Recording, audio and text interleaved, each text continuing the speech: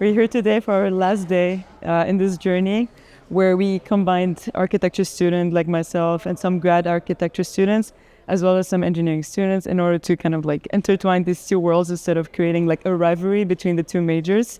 And so it is nice to have this experience because now we're becoming friends. We're more excited to, meet each other in the career and the professional world. And we're here now to collaborate in this shading structure, and basically called the Umbracle. And this was led by our professor Juanjo, that might be in the back. And essentially it's working with local materials. The first part of building the prototype was putting together the columns and putting the columns up to make the main frame of the building structure. And so to do that, there was a central metal core that we put these ceramic columns on, and then put it up like a Christmas tree. We just tipped it up and made the column core.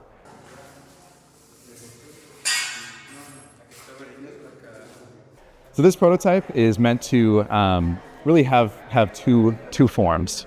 One to provide shade and a place to chill on a hot day, and the other one to collect rainwater and hopefully use that to irrigate plants or maybe even treat and drink.